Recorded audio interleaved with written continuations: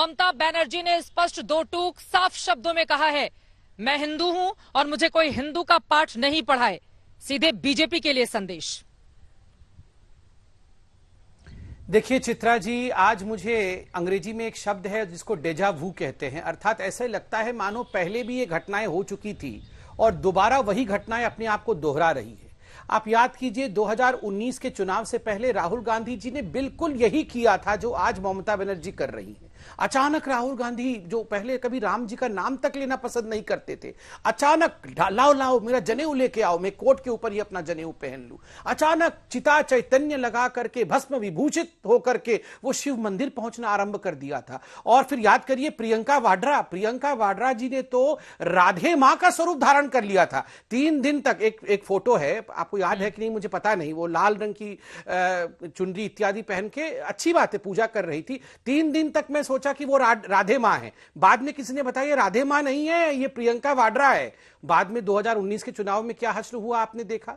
देखिए ये ममता बनर्जी वही है जो पहले दुर्गा पूजा विसर्जन के लिए, वो भी विजयदशमी के दिन, मुहर्रम के कारण किस प्रकार का बायसनेस दिखाती है और दुर्गा पूजा के विसर्जन को रोक लगाती है। एक बार नहीं 2-2 बार रोक लगाती है। हाईकोर्ट में जाकर वहां पर आवाज सुनने के बाद, हाईकोर्ट में डांट लगने के बाद, फटकार लगने के बाद वहां जाके ममता बनर्जी एग्री करती है कि ठीक है यहां आप दुर्गा पूजा होने दीजिए या दुर्गा पूजा के विसर्जन को मैं यहां अनुमति देती हूं। ठीक उसी प्रकार रामनवमी के दिन जुलूस नहीं निकालने की चेष्टा ममता बनर्जी करती है। कोर्ट के फटकार के बाद जाके वो जुलूस निकालने की आज्ञा देती है। सरस्वती पूजा, जो मुस्लिम बाहुल्य क्षेत्र है वहां सरस्वती पूजा ना हो सके उसकी कोशिश ममता बनर्जी करती है। और मैं कलकत्ता बहुत जाता हूं, मेरे कई रिश्तेदार हैं, आप भी गई होंगी चित्रा जी। चुनाव से पहले आप याद करिए, आज से 1 साल पहले कलकत्ता के किसी भी चौराहे पर आप देखेंगी तो ममता बनर्जी का सबसे फेमस पोस्टर जो था, जो होर्डिंग और पोस्टर लगा रहता था, वो होता था कि वो हिजाब पहन करके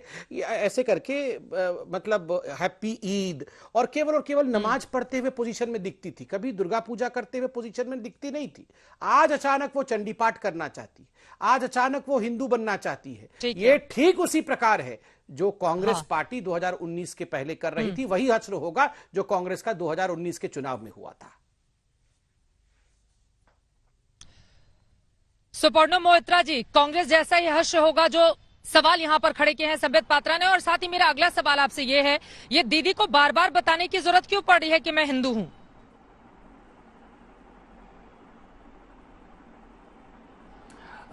चित्रा जी नमस्कार। जितने भी तमाम आज साथी हैं उनको भी मैं नमन करता हूं, और जितने भी लोग आज इस अनुष्ठान को देख रहे हैं आपके जरिए उनको प्रणाम करता हूं। पहली बात यह है कि भारतीय जनता पार्टी का एक गलतफहमी है कि जो हिंदू धर्म है उनकी मिल्कियत बस उनके पास ही है। ये उनका एक गलत धारणा है। ममता दीदी ने बार बार यही कहा कि वो जब धर्म, उनका व्यक्तिगत धर्म जो भी हो, हालांकि वो हिंदू खानदान में पैदा हुई है, ब्राह्मण की बेटी भी हैं, लेकिन उनका व्यक्तिगत धर्म के साथ एक सरकार की कार्य प्रणाली में उसके साथ कोई संबंध नहीं है। क्योंकि कोई भी सरकार जब चलता है, सरकार का एक नीति होता है, एक विश्वास होता है जिसके आधार पर वो चलते हैं। और हम लोग करीब 10 साल से कल्याण अभिविन्यास, विकास अभिविन्यास, विशिष्टता और 34 साल के वाम शासन के बाद अवसंरचना का जो बुरा हाल हुआ था उससे कैसे करके निपटे, उसके लिए हमने काम किया। दीदी ने कल यही कहा कि अगर आप समझते हैं कि आप ही बस हिंदू हैं तो ये आपका गलत फहमी है। मैं भी हिंदू हूं, लेकिन मैं राजनीति से अपना व्यक्तिगत धर्म को दूर रखने की कोशिश करता हूं।